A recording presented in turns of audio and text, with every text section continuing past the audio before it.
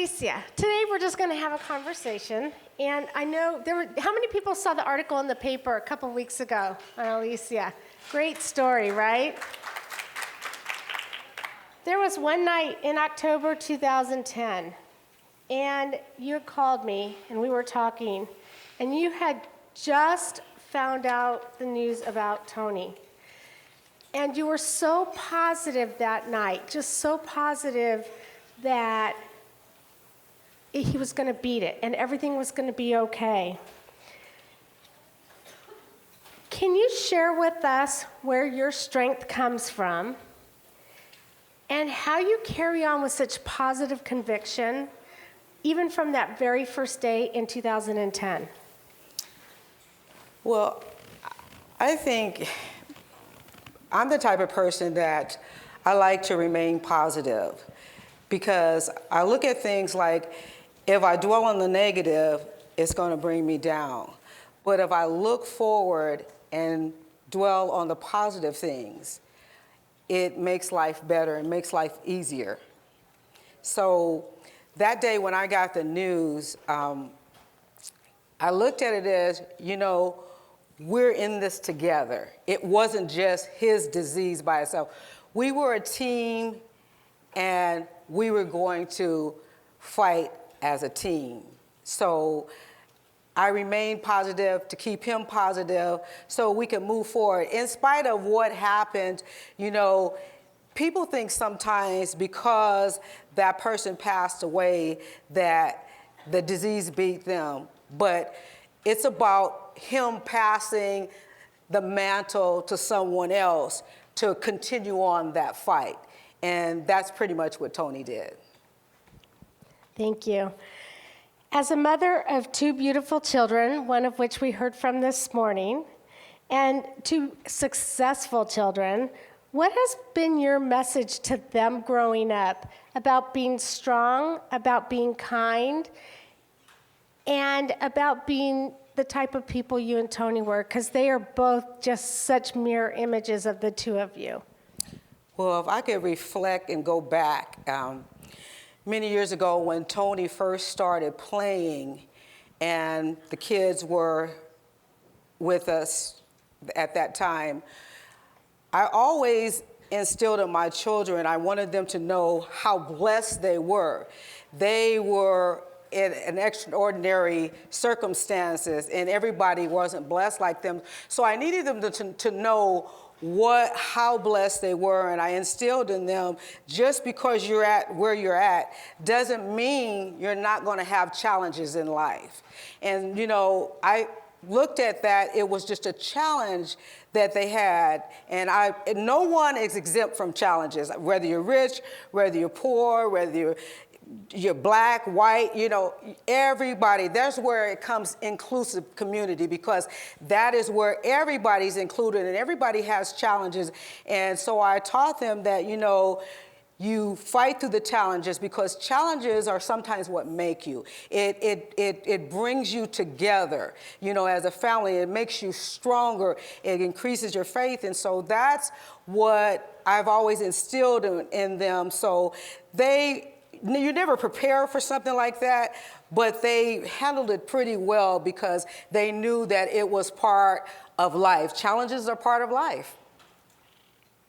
Thank you. Our kids grew up together, and Alicia's home was always the safe haven for everybody to go to. They all hung out at Tony and Alicia's, and I've heard some great stories over the years. Talk a little bit about your being there for the kids and you were such a positive role model for them, not only for our kids, but also for many children that you brought in that didn't have homes. Yeah, I want to say that's part of my calling, and I've always wanted to and had the opportunity and the honor to mentor and raise up over 38 kids in my home. And for me, it was teaching them how to become human beings, how to have the right attitude, how to know to have the right behavior, how to communicate, and how to discipline themselves in certain times. So for me, it was a pleasure and an honor to really work with the youth and, really help them become that human being that they needed to be. And I have to say, when the kids went over there, they didn't go, oh, I'm in Tony Gwynn's house. It was like another house, and Tony was just like a father to them, and he talked to them just like a father. I mean, he was as open, and he was just as strict and as firm as he could possibly be, correct? Correct. Do you want to share some of those stories with us? Well, one that sticks in my mind, I remember at one time we had 12 teenagers in the home. And I think there were 7 boys and 5 girls. And all the boys were in the family room. And one day Tony comes in and, they're all at the age where they're starting to like the girls. And he goes, okay, honey, how many of you guys using your Jimmy caps? Every mouth went open. He's like, no, don't try to fool me. I know what time it is. Come on. He said, listen, I'm not going to teach it. I'd rather you abstain from it, but I know better. He said, but let me tell you something. We don't want no little bitty ones crawling around here right now because you are not responsible enough. And he would talk to them about those conversations. If you're going to do that, he said, I would like you not to, but you need to be using your Jimmy caps. And, these were the type of conversations. Those kids were around, but we had family meetings at least once a week. We wanted to know where their mindset was. And, sometimes as we mentor, we became the mentee because we learned a lot of things from them, from them coming from school and teaching us different things. And so you have to keep an open mind sometimes, even with your children, to become a mentee at some point, so that you could learn a lot of things, what's going on, so when the time comes, you can really jam them up. And you did. So over the years, you and Tony, you've known Tony since you guys were in elementary school. And she's actually got a great story to tell. And some of you heard it in the paper about how she beat him at a race. Well, Alicia is very competitive. And if you don't know her, I'll tell you, she's one of the most competitive people I know. But their friendship allowed that. And so talk a little bit about the race and how the two of you were so close from the time you were very young, almost like one. I think we became close because, like she said, I'm very competitive. He was competitive. I was one of the top athletes in Long Beach. He was female athlete. He was one of the male athletes. And, we'd go back and forth. We'd play basketball in the backyard. And I remember the one day and this is when we were just friends, he decided that he could beat me. And I said, well, okay, well, let's race. We went into the street, and I had my socks on. He has his shoes on. And I said, I'll give you 10 yards. He said, nope, I don't want you 10 yards because I'm going to beat you. And I'll give you 10 yards. I said, no, I think you need to take the 10 yards. So he takes the 10 yards, and I wind up beating him in the socks. So he was so upset, he just couldn't believe, like some girl beat me, And he wanted to do it over and over again, but, we became really close then. We became friends. We didn't start dating till high school because he told me afterwards that, I always liked you. But I remember now when I think about it, when I was in junior high school, I played the cello and he played the trombone. And we're totally different strings and what do you call horns. We're totally different. And every time I turned around, and I remember in the back of my eye, I would see him, but I wouldn't think anything of it. And I remember the day I had a track meet, and it was on the other side of town. And he rode his bike there just to see me, and I did not know it. Well, his bike got stolen. So he had to get on the bus with the girls. Me not knowing that he came to see me and liked me, I got on the bus and I gave him a hard time, and I had all the girls laughing at him, and he was so humble, just sat there, didn't say a word. But we became really close after that, and then we started dating. Tony, Alicia, you and Tony were like one. If Tony was there, you were there. You were one. You were always together. And I remember times people would say, "Hey, Tony, let's go get a bite to eat." You go, "Nope, Lise has dinner ready for me. I'm going home." You're one. And your marriage was one that many of us watched because you taught us so much. Talk to us a little bit about where you're at today and how you're carrying on without him. Let me just say this. And ladies, please keep your panties on until I finish. I had a perfect marriage. And I heard that word shift around here a lot today. When I say perfect, I am talking about we matured together on every level. When you're married, there are stages you go through. And we matured together well at each stage. That's what I call a perfect marriage, because we always talk about there's no such thing as perfect. So I invented my own perfection. Perfect in marriage, and that is maturing at every level. And we did everything together. He was my confidant. Married to him, I was really honored to be married to Tony, because it's a life lessons, a great man. But as we were one, I still consider us as being one because his spirit is with me. He's no longer in the flesh, but his spirit is still with me. There are times I get out of bed and feel like, man, I just can't go on today. And he goes, Leish, gotta get up, you gotta go. I hear his voice constantly, and so even though he's not with me in the flesh, I still feel his presence all the time.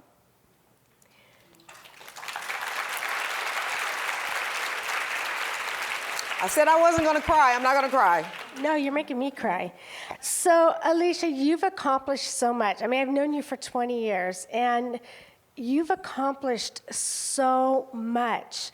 Not just giving to community, but being there for all of our kids, and you've started a business. You are a powerful woman, and you always allowed Tony to shine. It's now, your time to shine. What are you doing to move forward? Well, one of the things I'm doing is with the charities, I'm still working with the youth. Right now, I'm creating and writing curriculum for young women, young girls, so that they become better women. We work with the Grandparent Connection, the grandparents who have been left with their grandchildren to take care of. We'll work with them. And also I have my business. We have the Gwynn gourmet food truck. And before Tony passed away, he created a beer with Elle Smith, with Peter Zion and Vicky Zion, and they become our partners, wonderful, great people. And it's called 394, and I've been working with that a lot, and it's a beer that just is going through the roof right now. They can't make it fast enough, but I'm going on with the business, and my son has created a Tony Gwynn camp, and so I'm going on with a lot of things because this is what Tony wanted me to do, and he, before he passed away, he said, "Do your thing and carry on," and that's what I intend to do. Good job.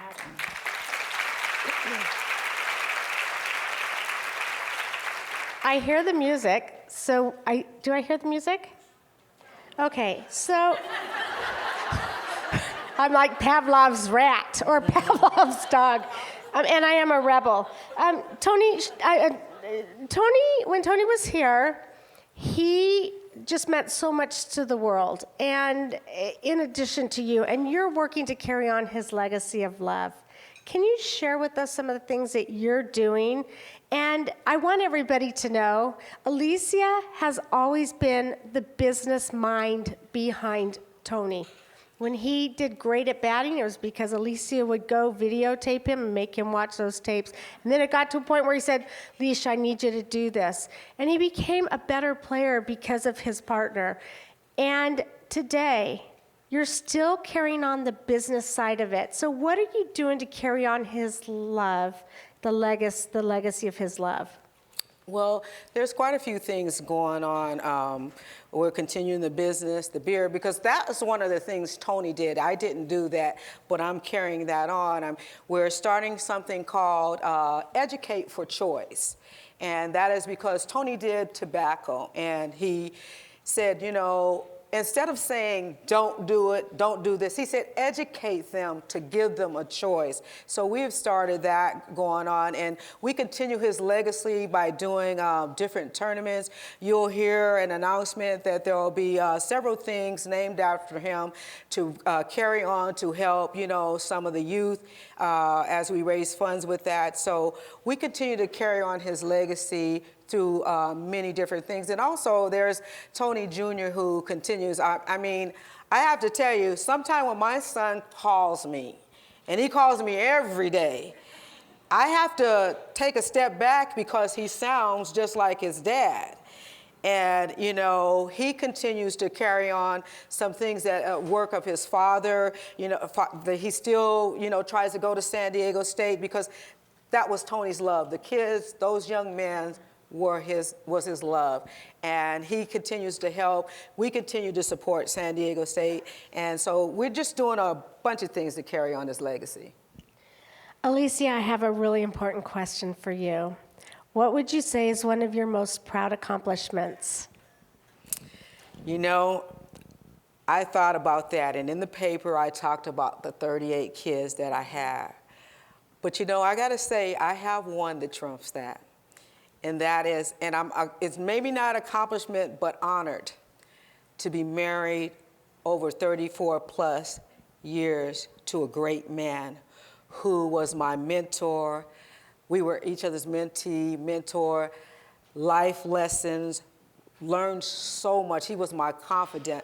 Tony was just about, we were everything to each other, and I am honored to spend his life with him.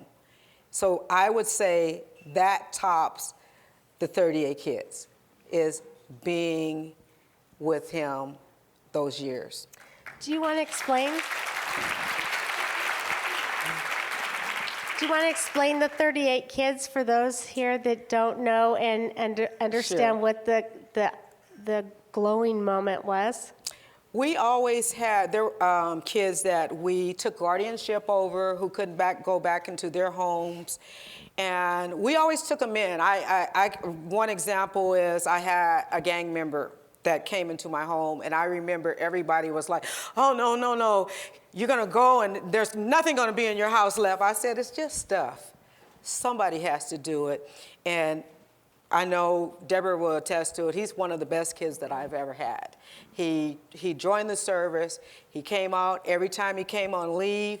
He came home. He made sure the cars were serviced.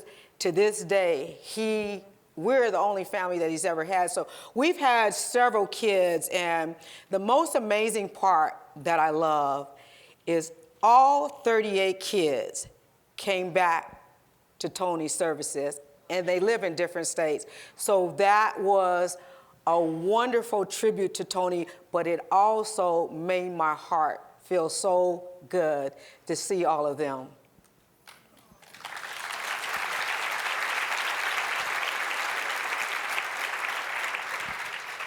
Alicia, can you talk about the importance of friends to you and your circle of influence and how those influences have played an important role in your life and how you, in return, play an important role in their lives? Whew. Well, I think for me, my circle, and I'm a homebody, everybody. I don't like to go places. I love home. I love being at home. But I have a small circle of friends that, that will be objective, that will listen to me. And I had to tell you, for those who don't realize it, listening is an art. It is hard for people to just listen. I have learned to just listen, to listen to people. And that's what my circle does. They listen to me. They're objective. They tell me sometimes what I don't like. And I also tell them. So it's my friendship that I give to people is open. I'm an easy person. Some say I'm too laid back, but I don't take on any battles that's not mine. I tend to stay in my lane, and you might say I take the easy way out, but I love to be stress-free, and I love peace. There is nothing like peace, so I don't take on a lot, and those are the friends that I have. Now I watch and sit back and watch them do, they all over the place, but I can't do it. And I'll tell them, no, I can't do you today. Not today. I can't do you today. She does. And I'm just honest. And when they can accept that, that's a real friend. They have no problem with it. Okay, Miss G. I said, okay, bye.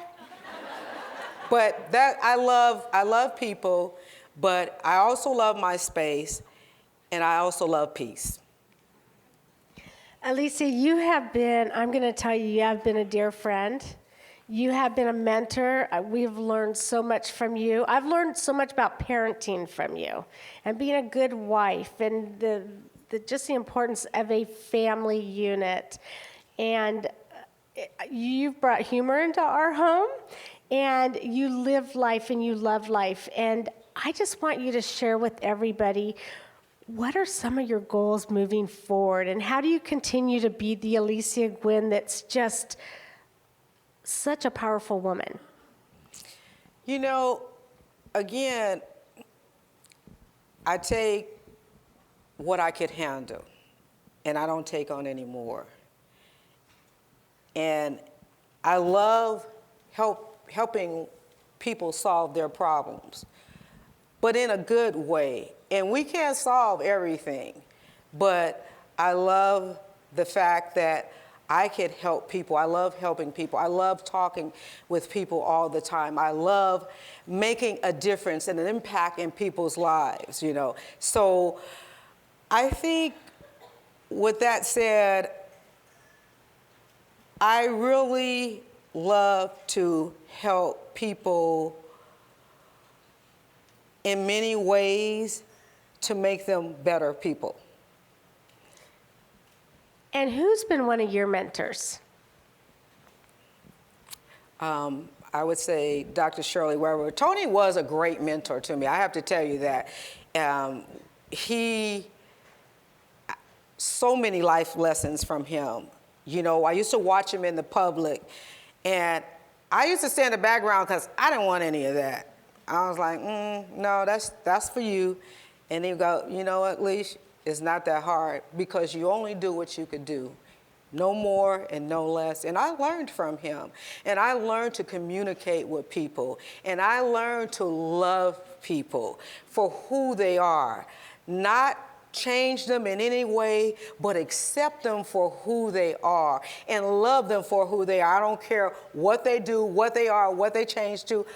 My duty is to love them. And I don't need to take on any battles in their lives unless they ask me for my help. But I love staying in my lane, but I love mentoring people. I love to have a positive impact on people. And if there is some negativity going on, I try to see that positive thing in that person, because we tend to judge people too many times.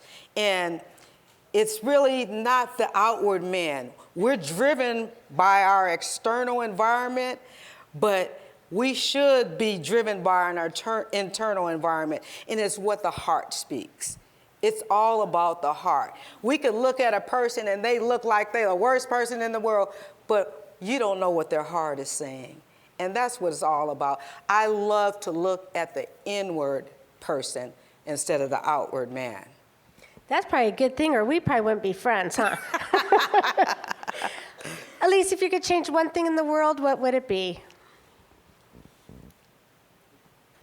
Harmony, bringing everybody together in harmony. That's all. I think you bring a lot of harmony. So in conclusion, do you want to talk a little bit about where we go from here? Where do we go from here? Let me tell you, this is the most difficult time of my life. You talking about hit in the gut. That's what it feels like. And every day, it's a struggle to move forward. Because when you've had someone in your life for so long that you've done everything together, and all of a sudden you've lost that teammate, you have to redo everything. And not reinvent, because I feel like everybody know who I am. But, you know, you used to say Tony and Alicia, but now it's just Alicia. So it's moving forward, remembering the things and carrying on his legacy, but carrying on the impact that he had on San Diego. I want to continue that with, it's now the Gwynn family for me, and I want to continue that. I want to continue to impact and empower women, you know, because we still have a ways to go, you know, women learning to speak up, speak out, you know, and that's one of the things that I want to continue to do. I'm continuing forward with the business and everything, but most of all, I want to continue to have a positive impact, especially on the women of San Diego.